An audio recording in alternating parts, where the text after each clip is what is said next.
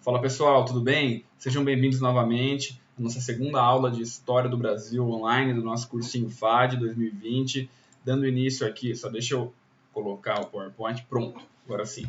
Dando início à nossa aula de História do Brasil, reiterando o que eu falei na última aula com vocês, qualquer dúvida, qualquer pergunta que vocês tenham, façam nos comentários, tanto aqui no vídeo como também na nossa plataforma do Google Class. Todas as dúvidas serão respondidas normalmente, tá bom? Vamos lá então, dando início ao nosso conteúdo.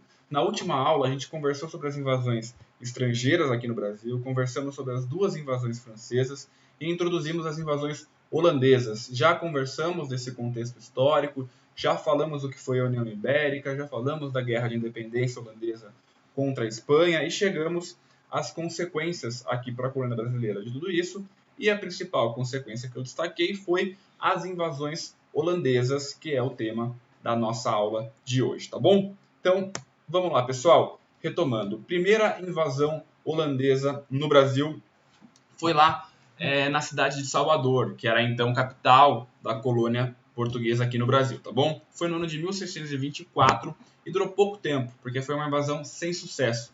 Uma jornada espanhola, hispano-lusitana, né, que a gente fala, porque era o período de união das coroas, por isso hispano da Espanha, lusitana de Portugal, foi uma jornada dos vassalos, como ficou conhecida, né?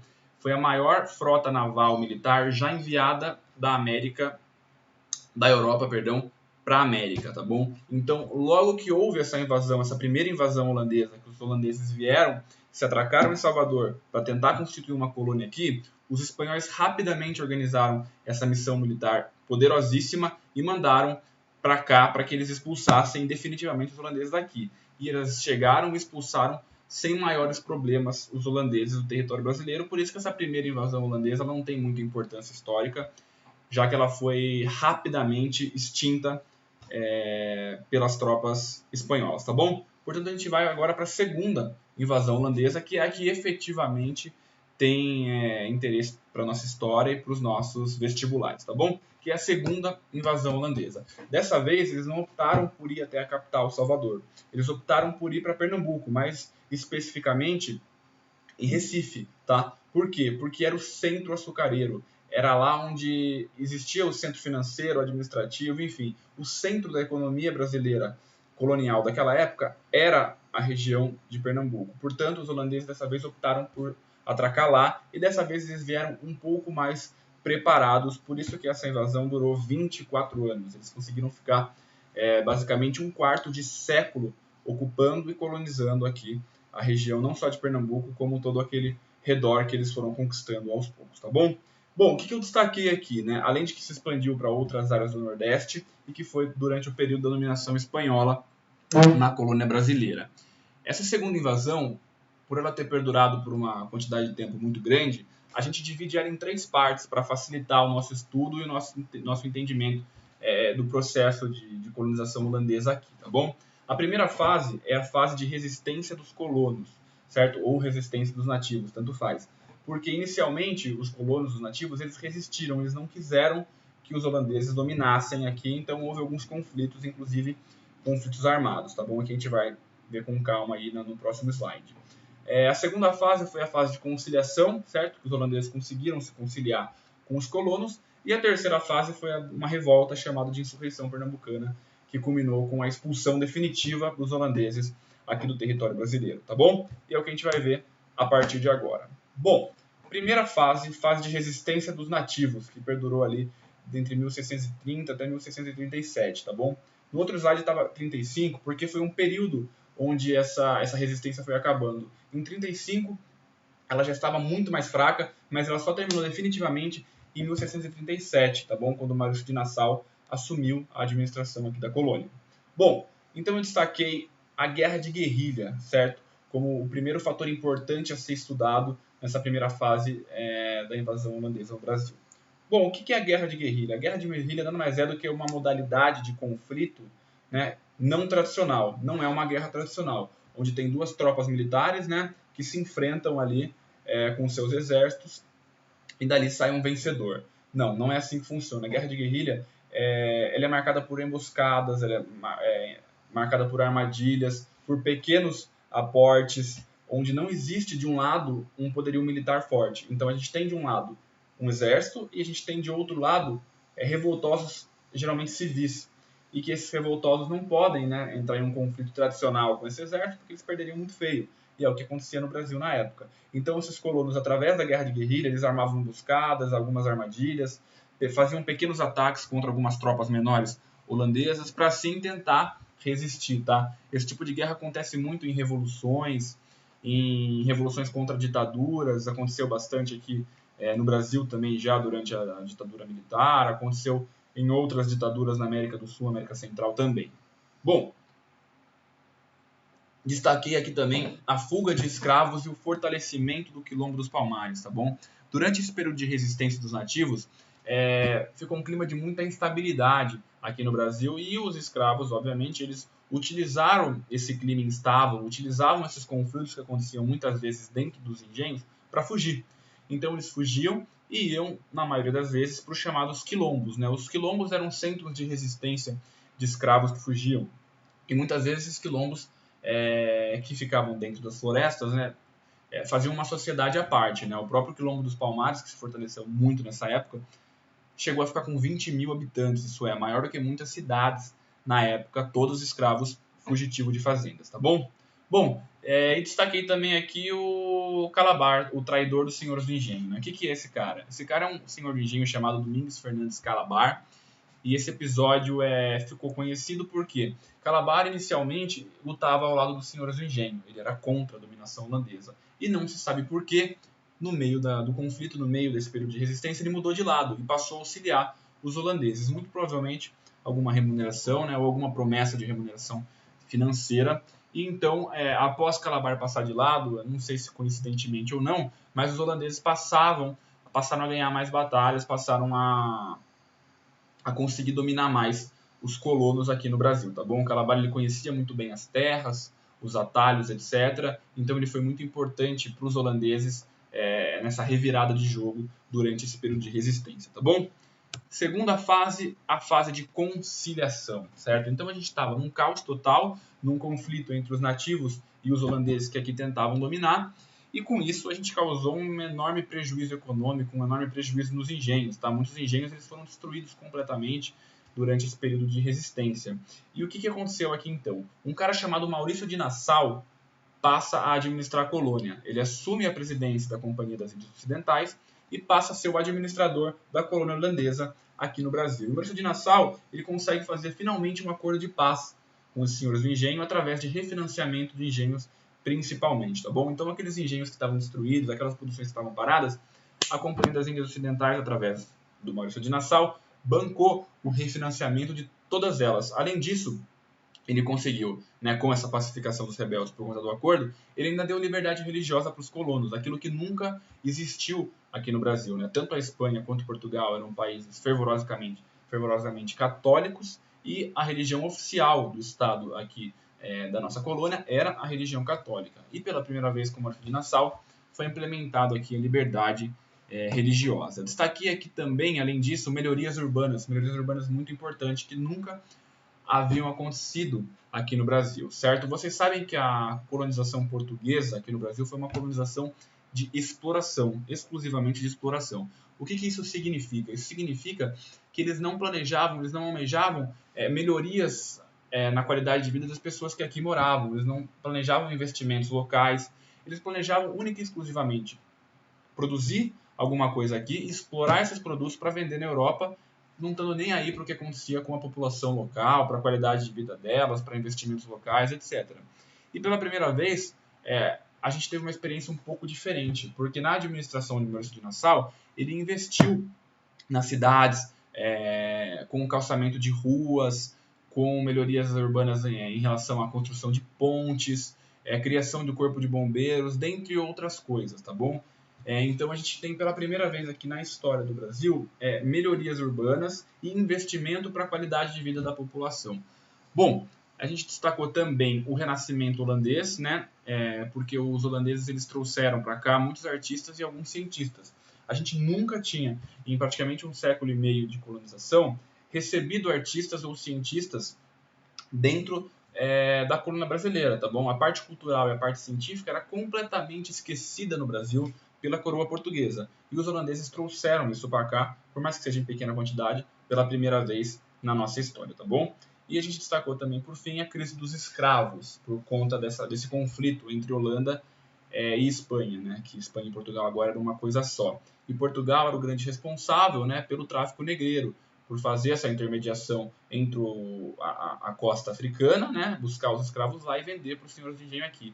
E os holandeses, como estavam em conflito com os espanhóis e com os portugueses, romperam com essa compra de escravos, portanto, diminuiu a quantidade de escravos no mercado na região de Pernambuco, por isso eles passaram a buscar mais índios para serem escravizados naquela região, tá? E aí, pessoal, a gente finaliza a segunda fase e já dá início logo em seguida para a terceira fase da insurreição pernambucana em 1645. Por que a segunda fase, que era a fase de pacificação, de harmonia, de acordos, acabou? Porque a Companhia das Índias Ocidentais não estava vendo lucro como elas gostariam de ver aqui na exploração da colônia. Tudo aquilo que foi feito por Nassau, de investimentos locais, obviamente retirava o lucro da companhia e também o refinanciamento que foi feito por Nassau para que aqueles senhores de engenho voltassem a produzir em larga escala, ainda não tinha sido pago. Então a companhia, buscando maiores lucros, retira Maurício de Nassau da administração aqui da colônia brasileira e passa com novos administradores a cobrar esses senhores do engenho a essas dívidas que eles tinham com os holandeses. E muitos não tinham como pagar, e aí eles ameaçavam e até executavam a desapropriação desses engenhos, tá bom? Eles também passaram a impor a intolerância religiosa. Eles cortaram a tolerância religiosa que o Nassau tinha imposto até então. Então, todos esses fatos, em especial a cobrança das dívidas e a desapropriação de vários engenhos, levaram a população nativa, os colonos, a uma revolta, a chamada Insurreição Pernambucana, que foi o primeiro movimento, a primeira revolta nacionalista da história do Brasil, porque conseguiu unir os negros africanos, os índios, os portugueses e os colonos. A gente sabe que o Brasil sempre foi uma mistura de etnias, né, vindas de vários locais, e por muito tempo da nossa história, e ainda por muito mais tempo do que a fase que a gente está estudando, não existia aqui no Brasil um sentimento nativista, um sentimento de falar eu pertenço a esse lugar, ou eu sou brasileiro, aquela ideia do Brasil e do brasileiro como uma nação. Mas isso é muito recente na nossa história. Naquela época não existia isso. E a primeira vez que existia um sentimento nativista de pertencimento ao local de todos os povos que ali viviam foi justamente na insurreição pernambucana, que conseguiu juntar ali os escravos africanos, os índios, os portugueses e os colonos, todos em prol de um único objetivo, que era a expulsão dos holandeses do território brasileiro, tá bom? E essa terceira fase, ela também foi marcada por um período de guerra de guerrilha, tendo em vista que os colonos não tinham um exército forte, tropas militares, para combater de frente a frente as tropas holandesas. E para a gente descobrir como é que essa guerra terminou, como é que eles conseguiram expulsar os holandeses definitivamente do território brasileiro, a gente tem que voltar um pouquinho e falar... Peraí, pessoal, só deixa eu ver se está gravando aqui. Está gravando. Vamos lá, então. A gente tem que falar sobre o que estava acontecendo na Europa naquela época. E o que estava acontecendo na Europa? Duas coisas importantes para a gente destacar. A primeira era a guerra de navegação entre Holanda e a Inglaterra, tá bom? Pela hegemonia dos mares. Ambas tinham frotas navais militares muito fortes e lutavam para ver quem dominaria os oceanos, e especialmente ali aquela região do Oceano Atlântico. E a Inglaterra saiu vitoriosa. A Holanda perdeu a guerra de navegação contra a Inglaterra, por isso se enfraqueceu muito e, consequentemente, facilitou a expulsão aqui do território brasileiro. E, paralelamente a isso, os portugueses haviam se desvencilhado da Espanha com o final da União Ibérica. E por isso conseguiram, por mais que eles tivessem uma crise muito grande, dar uma pequena ajuda militar aqui para os colonos. E aí os colonos, com essa pequena ajuda dos portugueses, obtiveram êxito e conseguiram definitivamente expulsar os holandeses aqui do território brasileiro através de duas grandes batalhas que ficaram conhecidas como Batalha de Monte Tabaca e Batalhas dos Guararapes, tá bom? São as duas principais batalhas nesse conflito que deram a vitória aos colonos e aos portugueses contra a dominação holandesa, tá certo? Bom, consequências. Quais são as consequências de tudo isso que a gente falou em especial, né, para o Brasil, em especial para a colônia brasileira. Bom, a primeira consequência é a crise do açúcar. Com os holandeses expulsos aqui do Brasil, eles precisavam buscar novos locais para produzir a cana-de-açúcar, e os holandeses foram produzir lá nas ilhas das Antilhas, que fica no Mar do Caribe. E aí, com essa produção e com o conhecimento da técnica, eles passaram a competir com o açúcar brasileiro, e o açúcar brasileiro perdeu muita força no mercado, valor econômico, então a gente entrou numa grande crise da economia da cana-de-açúcar. O que isso significa? Significa que a cana-de-açúcar parou de ser produzida em larga escala no Brasil? Não. A cana-de-açúcar ainda será o principal produto da nossa economia durante pelo menos mais meio século, até a descoberta do ouro e prata. E até hoje tem grande participação na economia brasileira, porém, proporcionalmente em relação aos outros produtos, a cana-de-açúcar vai diminuindo gradativamente. Como eu já conversei com vocês na última aula, hoje o Brasil é o maior exportador de cana-de-açúcar do mundo, tá bom? Então a importância da cana ela é histórica e atual para a nossa economia brasileira. Destaquei a crise econômica também em Portugal. Portugal saiu ali da União Ibérica com uma crise econômica e militar fortíssima. Destaquei aquilo que a gente já falou aqui sobre o sentimento nativista em Pernambuco. Isso é muito importante porque isso vai ensejar novas revoltas ainda durante o período colonial em Pernambuco. A gente vai estudar isso numa aula específica das revoltas coloniais. O fortalecimento do Quilombo dos Palmares, que, como eu disse, chegou a ter 20 mil habitantes, tá? Maior do que muitas cidades na época. Isso dentro de uma floresta ali perto da região. Perdão, gente. Ali nas florestas na região do Nordeste. E, por fim, eu destaquei as bandeiras e a busca de metais preciosos, que é talvez a consequência mais importante que a gente destaca e é o que vai dar início agora ao nosso tema, na nossa continuidade da aula. Bom, entradas, bandeiras, monções e, por fim, eu vou destacar a pecuária no Brasil colonial. Bom, uma pequena definição de conceito, né? Qual é a diferença entre entradas, bandeiras e monções? As entradas são expedições oficiais da coroa portuguesa, isso é, bancadas, organizadas e executadas pela coroa portuguesa. As bandeiras são expedições particulares, os bandeirantes eram particulares que se organizavam em grupos para essas expedições, e as monções eram feitas através dos rios, tá bom? A gente destaca aqui em São Paulo monções que eram feitas em especial aqui através do nosso rio Tietê. E o que são, né, esses movimentos? São expedições interioranas. O que é isso? São movimentos que buscam adentrar para o interior, para desbravar o interior do território brasileiro, que até então era pouquíssimo conhecido pelos portugueses, né, que focavam ali na região litorânea, tá bom? Então vamos lá. Essas entradas, expedições oficiais, e as bandeiras eram as expedições particulares, como eu já destaquei para vocês. Bom, então o contexto histórico qual era? A crise da cana-de-açúcar, o incentivo da coroa portuguesa que estava desesperada para buscar novas oportunidades aqui, eles queriam desbravar a colônia, porque eles sabiam que existiam muitas matas, muitas coisas para desbravar aqui para o Brasil e que eles ainda não tinham conseguido. Em especial porque eles estavam focados ali no comércio da cana-de-açúcar. Mas agora que o comércio da cana-de-açúcar estava em decadência, eles precisavam de novas oportunidades para a exploração da colônia, tá bom? E aí as bandeiras e as entradas e as monções foram as oportunidades que surgiram. E eu destaquei aqui São Paulo colonial, né? Por que eu destaquei São Paulo colonial? São Paulo a gente tem hoje como o maior centro financeiro econômico, a gente chama de capital econômica, né, do Brasil, São Paulo, maior cidade do hemisfério sul do mundo, mas naquela época era muito diferente. São Paulo vivia marginalizado ao sistema colonial. Era como se os portugueses basicamente esqueciam que existia a região aqui de São Paulo, tá bom? Eles estavam focados no Nordeste, na produção de açúcar. Então, durante um bom período de tempo, São Paulo foi basicamente esquecido aqui pela coroa portuguesa. Então, tinha muita miséria, muita fome. A agricultura era, em especial, agricultura de subsistência. Eles plantavam aquilo que eles precisavam comer para sobreviver. E a gente tinha muita escravidão indígena aqui, porque eles não tinham dinheiro até para comprar, para bancar os escravos africanos que eram vendidos por preços muito caros aqui no Brasil. E aí os objetivos, tanto das monções, quanto das entradas, quanto das bandeiras, eram basicamente os mesmos. A busca de matéria-prima, as chamadas drogas dos sertões, né? Cacau, guaraná e outras especiarias locais que existiam e existem ainda hoje em menor escala, obviamente, nas nossas matas. a busca de metais preciosos, que sempre foi o grande sonho da coroa portuguesa, encontrar metais preciosos aqui no Brasil, assim como os espanhóis já haviam encontrado há muito tempo na América Espanhola.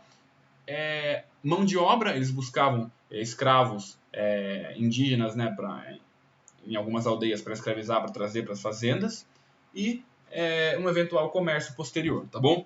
Esses eram os objetivos das bandeiras, das monções e das entradas. E aí a gente tem as classificações delas, né? A gente já sabe o que é entrada, o que é monção e o que é bandeira.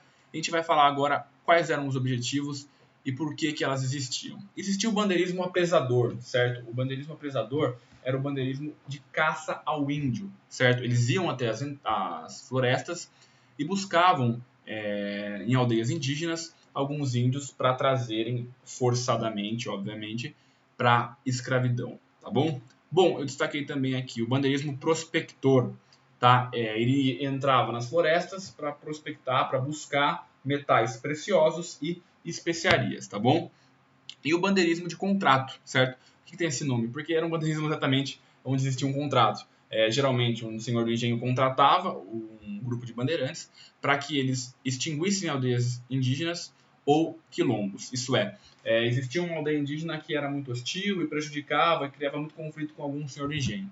Ele contratava um grupo de bandeirantes que ia lá e simplesmente aniquilava, matava todo mundo ali que estava. Assim como os quilombos, tá bom? Eles destruíam e mandavam matar todo mundo nos quilombos justamente para amedrontar os escravos que queriam e planejavam fugir das fazendas, tá bom? Bom, quais foram os legados, então, desse movimento dos bandeirantes aqui no Brasil? São legados muito importantes que a gente precisa destacar. A primeira é a interiorização, certo? A expansão portuguesa no Brasil. Como a gente já conversou, os portugueses eles focavam exclusivamente, basicamente, no litoral brasileiro no início da colonização e não haviam entrado até então no interior do território brasileiro. E com os movimentos das bandeiras, eles passaram então a adentrar e a conquistar territórios que até então seria além do Tratado de Tordesilhas, né? A gente sabe que o Tratado de Tordesilhas foi aquele entre Portugal e Espanha, né? Mediado pela Igreja Católica, para dividir as terras americanas aqui encontradas entre Portugal e Espanha. E Portugal, no começo, ele nem ocupou todo o período que tinha direito, ficou só no litoral brasileiro. Com as bandeiras, ele foi avançando, conquistando aquelas terras que estariam englobadas pelo Tratado de Tordesilhas e, posteriormente, até passaram. E o Brasil passou a ocupar terras que inicialmente não seriam nossas, que seriam dos espanhóis, mas que acabaram ficando incorporadas ao território brasileiro, tá bom? Destaquei também as estradas, algo muito importante para a gente destacar, tá bom?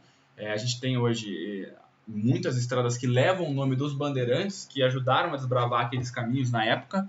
A gente destaca a rodovia federal Fernão Dias, por exemplo. Aqui em São Paulo, a Raposo Tavares. Obviamente que as estradas na época eram completamente diferentes das estradas que a gente tem hoje, tá? Mas elas foram abrindo caminho e, consequentemente, avançando tecnologicamente durante o tempo, tá bom? E a produção aurífera, né? Isso eles conseguiram finalmente cumprir o grande sonho da coroa portuguesa, que era descobrir o ouro e prata aqui no território brasileiro. Eles descobriram lá em Minas, Goiás e no Mato Grosso, e vai dar início então ao nosso novo ciclo econômico, nosso terceiro ciclo. Já falamos do ciclo do pau-brasil, do ciclo da cana-de-açúcar, e agora trataremos na próxima aula do terceiro ciclo econômico da história do Brasil, do ciclo do ouro ou do metalismo, tá bom? Bom, para finalizar nosso tema, eu deixei aqui o questionamento do mito dos bandeirantes, né? Heróis ou vilões? Prosperidade nacional versus massacre e escravidão.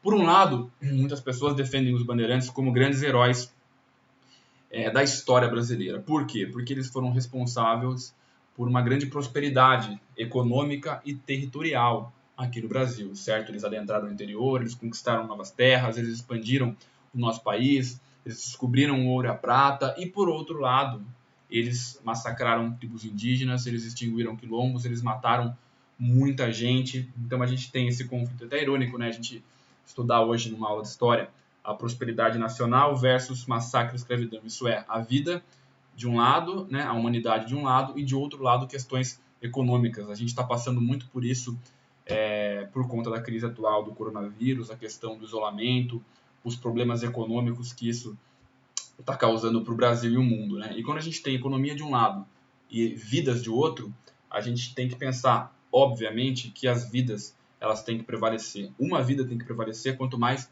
milhares de vidas têm que prevalecer sobre a economia. Óbvio, a gente não pode esquecer que a economia é importante, que a economia existe e que sem ela, e com uma crise agravada, pessoas obviamente sofrerão de outros problemas. Porém, a economia tem que servir a vida e não a vida tem que servir a economia. É isso que eu acredito. Por isso que eu penso que a gente tem que ter muita cautela hoje quando a gente vai defender a economia na questão do coronavírus, mas a gente tem que defender a economia no sentido de que a gente tem que mudar a economia para tentar salvar o máximo de número de vidas possíveis, e não o contrário, e não, eventualmente, a gente abrir mão de algumas vidas para salvar a economia. Isso, ao meu ver, tem que ser, não faz o menor sentido. Bom, então vamos lá, terminamos nossa aula, né? Fizemos um pequeno destaque político, e vamos fazer duas questões aqui. Eu só vou sair do PowerPoint, porque senão acho que a minha foto vai tampar aqui, né? Vamos lá. Vamos resolver duas questõezinhas para a gente finalizar nossa aula de hoje. Bom, primeira questão da PUC do Rio Grande do Sul. Eu vou terminar de ler a questão e aí vocês posteriormente dão pause para responder sozinhos e depois a gente responde junto, tá bom? As invasões holandesas no Brasil do século XVII estavam relacionadas à necessidade dos Países Baixos manterem e ampliarem sua hegemonia no comércio do açúcar na Europa, que havia sido interrompido. Por quê? Deem pausa aí, respondam, e agora eu vou responder para vocês.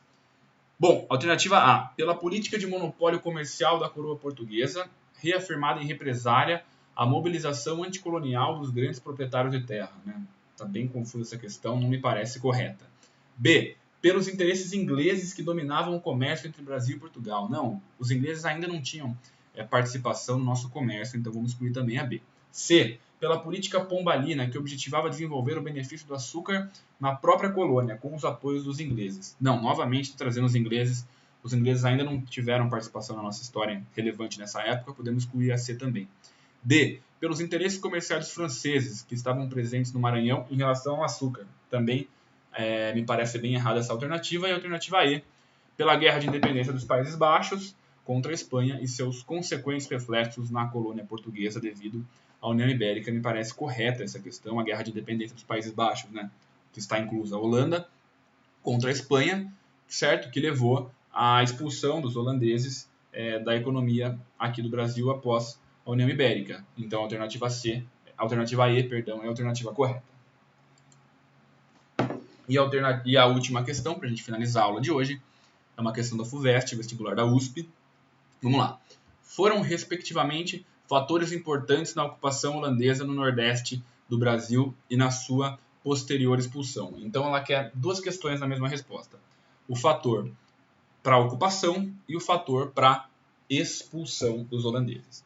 A. O entendimento da Holanda no tráfico, o envolvimento da Holanda no tráfico de escravos e o desentendimento entre Maurício de Nassau e a Companhia das Índias Ocidentais. Bom, tá errado porque o envolvimento da Holanda no tráfico de escravos não foi um fator para a ocupação holandesa aqui no Brasil. B. A participação da Holanda na economia do açúcar e o endividamento dos senhores do engenho com a Companhia das Índias Ocidentais. Me parece interessante essa questão B, vamos deixá-la reservada. C. O interesse da Holanda na economia do ouro e a resistência e não aceitação do domínio estrangeiro pela população. Não, a gente não tinha economia do ouro aqui no Brasil, também vamos excluir a alternativa C.